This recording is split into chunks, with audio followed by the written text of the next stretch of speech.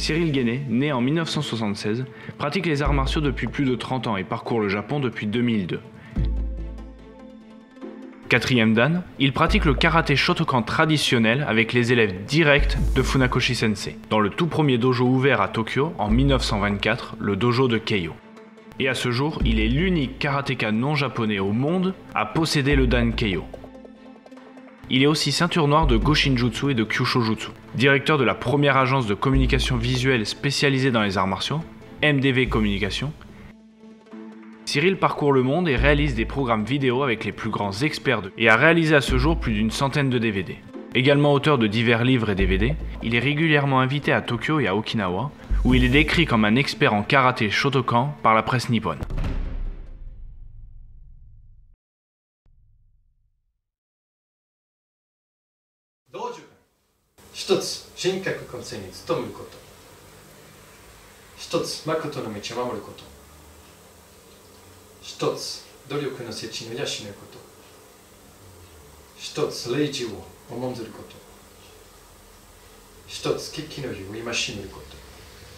J'ai commencé les arts martiaux par le judo lorsque j'étais à l'école primaire et j'ai rejoint ma sœur qui faisait du karaté dans le dojo de la commune voisine, Couilly Pontodame. Donc j'ai commencé grâce à elle. J'avais 11 ans quand j'ai commencé le karaté. D'accord? Rentrez tout de suite. Bam, bam, bam. D'accord? Et très important, dans ces notions-là, vous ne devez pas bouger, vous ne devez pas reculer, vous ne devez pas absorber. Je ne vais surtout pas commencer à faire ça. Au pire, je vais aller vers lui, je vais m'engager vers lui. 1, 2, 3, d'accord? Je vais m'engager vers lui. Ça commence par juste de la curiosité, la passion, elle n'est pas venue tout de suite. La passion, elle est venue 15 ans plus tard en allant au Japon. Mais quand on a 11 ans, 10, 11 ans, c'est la motivation des copains. C'est le fait de s'amuser sur les tatamis, de jouer aux guerriers, de jouer à la bagarre. En France, c'était surtout de la curiosité et le fait de pouvoir faire une discipline sportive et martiale. Récupérez le déséquilibre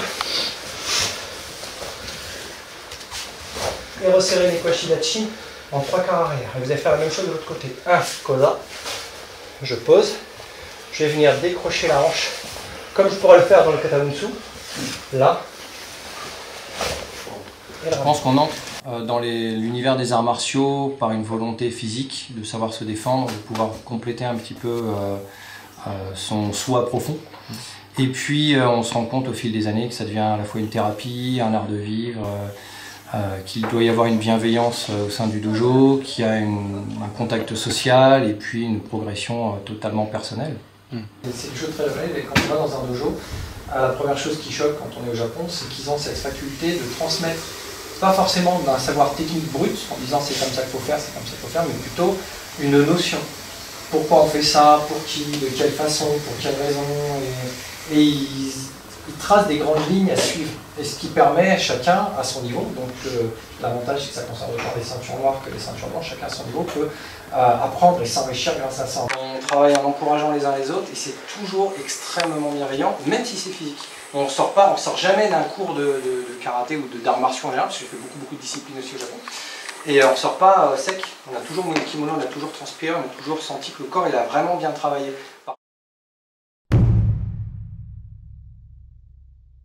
Un sensei, pour moi, c'est quelqu'un qui doit guider par l'exemple. C'est-à-dire quelqu'un qui doit, d'une certaine façon, donner envie d'emprunter le même chemin. Une protection haute, si l'autre elle est en bas, d'accord? Faire un mur.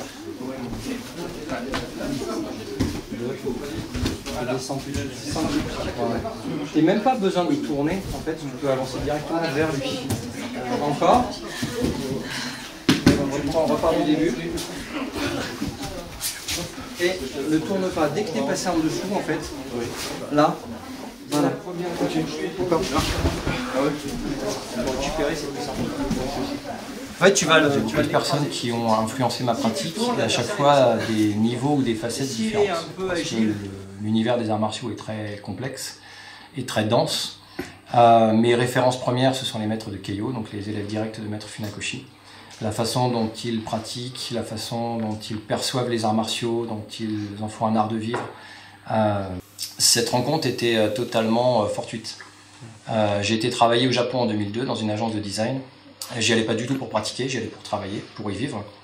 Et mon voisin, mon collègue de bureau, pratiquait les arts martiaux. Et on en a parlé un jour, comme ça, totalement par hasard. Je lui disais que je faisais du karaté, et comme lui aussi, il m'a emmené dans ce dojo, qui s'est avéré être le premier dojo de Maître Funakoshi. Et quand il m'a présenté les maîtres, il m'a dit voilà, voici Maître Mashimo, Maître Suzuki, Maître Kase, Maître Iwamoto, ce sont les élèves directs de Maître Funakoshi, ils ont partagé plusieurs années, et ce dojo renfermait donc, tous les registres écrits et développés par Maître Funakoshi, et la pratique originelle du Mokyokai. Donc c'est un hasard complet de m'être retrouvé dans ce dojo. Si on veut des résultats, au lieu d'envier ceux qui réussissent, ceux qui essayent, faut se bouger un peu, il faut essayer. C'est-à-dire qu'avoir toujours cette notion de perfection qu'on retrouve dans les arts martiaux. C'est-à-dire vouloir la perfection, vouloir essayer. Le maître, pour moi, absolu, ça reste Maître Nagura, la personne qui m'a accueilli au dojo et avec qui j'ai partagé énormément d'aventures au Japon. Il a une façon très lucide d'enseigner, de pratiquer et d'étudier l'univers des arts martiaux. Et il reste un véritable exemple sur le fait de partager les arts martiaux. En France ou en Europe, j'ai beaucoup d'exemples aussi. Ça va de Richard Douyeb et sa compréhension biomécanique et logique pure de la discipline martiale, à des personnes comme Frank Ropers qui vont intégrer un système de stress et de défense, à des personnes comme Jean-Paul Bindel qui va tout faire pour partager sa passion en essayant d'abolir un maximum les problèmes d'ego et de partager avec le plus grand nombre. Tant qu'il y a de la bienveillance, de la recherche dans sa discipline, de la compréhension et de la logique, pour moi, toute personne peut être référente. Maintenant, je vais faire mon Gedan Barai, c'est-à-dire je vais le monter et je vais le passer. Si je le monte ici, c'est-à-dire que je vais descendre sur cette jambe, c'est-à-dire que je vais pousser cette jambe-là. Si je monte mon bras droit, il va descendre sur ma jambe droite. Je viens tirer et je dégage. Le bras, par exemple, je viens tirer. Alors là, j'en profite pour armer. Vous voyez, comme je vais pivoter dans ce sens-là, je suis sur le point de faiblesse. Le point de faiblesse, ça veut dire que même s'il serre fort, si j'avance, il ne peut pas me tenir. La puissance entre le pouce et l'index n'est pas suffisamment grande. La tenaille n'est pas suffisamment grande. Alors, s'il serre fort, en faisant ça, ça va être compliqué. Parce que s'il serre très fort, essayer de ne pas bouger, serre. Je ne vais pas y arriver. Par contre, il suffit d'avancer mon coude pour sortir. Ça ne me demande aucun effort. Donc ça, il faut que j'y pense pendant que je fais mon Gedan Barai. Je vais venir amener sur le point de faiblesse, je vais armer à côté, et je vais glisser, je vais simplement chasser au niveau du poignet. D'accord ? Et ce bras-là, il tient. D'accord ? L'idée du Gedan Barai, c'est ça, c'est qu'il y a un point équité, ramené à soi, et l'autre qui descend. On est dans quelque chose encore de très simple, mais c'est pour comprendre ce qu'on va faire après qui sera plus compliqué. 1, 2. Et surtout pour comprendre qu'un Gedan Barai, c'est toujours deux choses. C'est pas ça, c'est 1, 2. C'est 1, 2. On travaille toujours les demi-temps quand on fait quelque chose. Un kata, c'est pas un temps plein. C'est pas 1. C'est 1, 2. Il y a toujours deux temps à ce qu'on fait. Minimum 2 temps. Le budo, certains vont associer ça au respect, à la discipline, certains vont associer ça à certains arts martiaux. Je pense que c'est avant tout une cohérence par rapport à l'histoire martiale du Japon. Comprendre qu'est-ce qui est bushi, qu'est-ce qui est budo, qu'est-ce qui rentre dans le bushido, qu'est-ce qui rentre dans les arts nobles et qu'est-ce qui rentre dans les arts budo. C'est pas un terme qu'on peut employer à la légère en disant voilà, j'ai du respect, je suis budo. C'est beaucoup plus complexe, c'est plus dense. Il faut vraiment faire un travail de fond pour comprendre ce qu'est le budo. Le budo, c'est pas forcément l'esprit sportif, c'est bien plus complexe. Le kata, il va être vraiment primordial de placer le corps.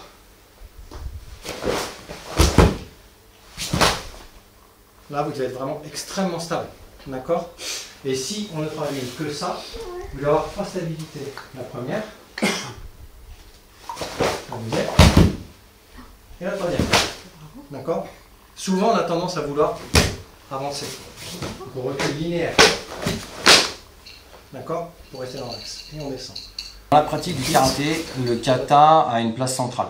Parce qu'il ne faut pas oublier que pendant des années, la transmission des arts martiaux était faite de manière orale. Et pour comprendre facilement une technique complexe par deux, il est plus simple de la synthétiser en un enchaînement chorégraphique tout seul. Le kata a également une part d'histoire parce qu'il provient des toutes premières danses des Ryukyu d'Okinawa. Donc elles ont influencé les déplacements qu'on peut retrouver aujourd'hui dans le théâtre No au Japon. Donc il y a une partie d'histoire, et dans la pratique concrète du karaté, chaque kata en fonction des kyu et des dan possède son lot technique à apprivoiser, à apprendre, à comprendre, à maîtriser pour pouvoir passer le grade du dessus. Donc un kata peut faire, on va dire, l'apprentissage d'une année de pratique par l'intermédiaire des déplacements utilisés, des techniques, des waza, du travail par deux, du message du kata. Cependant, il ne faut pas privilégier la pratique du kata pour ne faire que du kata. Il ne faut pas faire un cours avec 30, 40, 50 ou une heure de kata. Il faut, je pense, privilégier le kata, mais dans son sens large. Un kata, ça peut être aussi un travail par deux pendant une heure sur la thématique du kata, ou sur les déplacements du kata, ou sur les waza du kata, ou sur les bunkai du kata. Il y a 1000 façons de faire du bunkai en kata, et on peut le faire sous forme d'ippon kumite, de jiu-ippon, de jiu-kumite. Il y a beaucoup de choses à faire.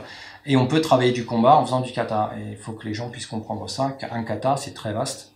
C'est le cœur du sujet, pour moi, le cœur du karaté. C'est ce qui a créé les fondamentaux, et qui doit être transmis pour pouvoir réussir un travail correct par eux.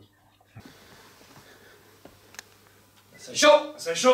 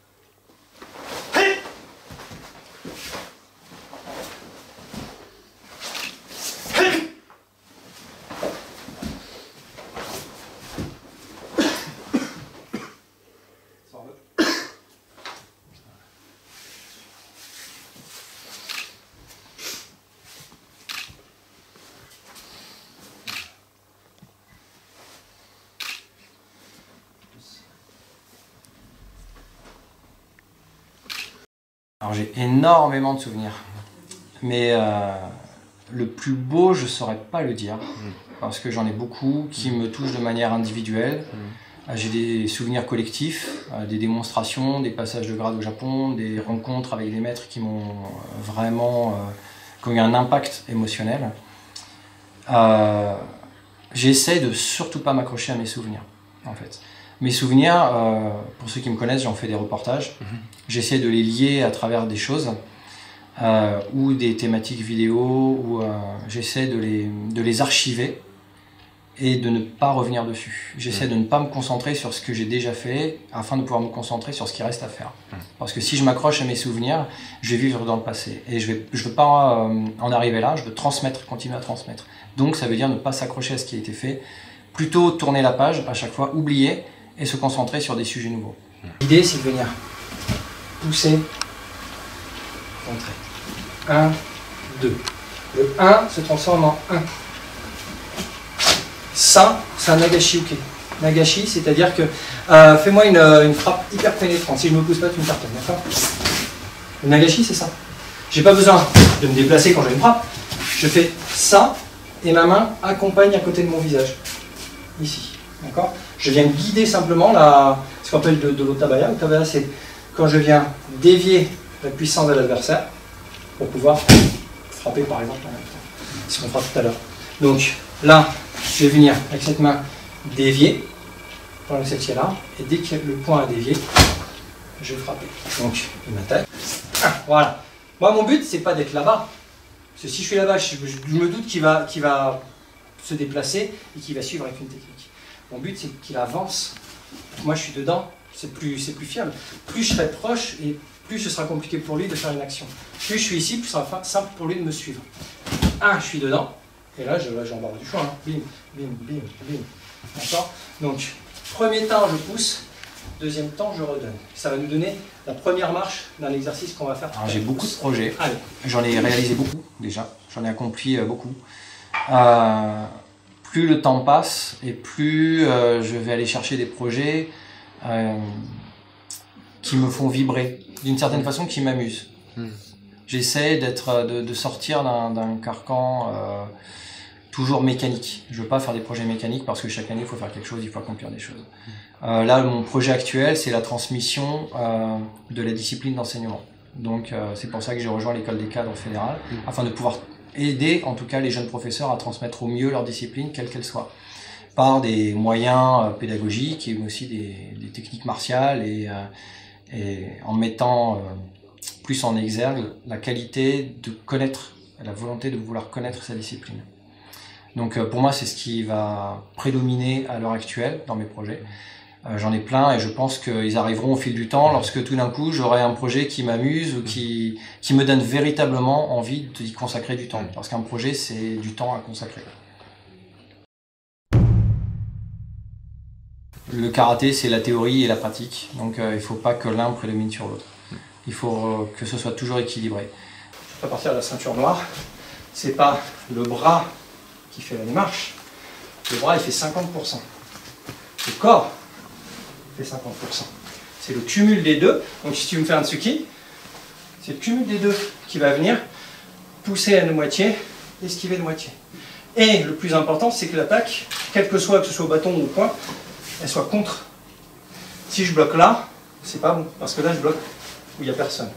Je dois rester dans mon axe, ce qui va permettre de faire des récupérations. Si je suis là pour faire une récup, j'ai pas de puissance, mon bras il est tendu. Là, je peux tirer le long du corps. J'ai toute la puissance des dorsaux. Là, je ne l'ai pas. Donc, quand on fait un travail de bloc... Le karaté, c'est la puissance le corps vient et à la fois la conscience corporelle, donc d'une certaine façon le bien-être. Tous les experts du monde entier ne pratiquent pas uniquement dans la souffrance. S'il y a des cours physiques, il y a forcément une récupération derrière. Il doit y avoir un équilibre dans tout ce qu'on fait, comme dans notre vie, en fait. Pour que ça devienne une thérapie, pour que ça devienne un plaisir et que ça offre une progression, il faut que l'équilibre soit respecté. Ça ne peut pas être que des cours techniques.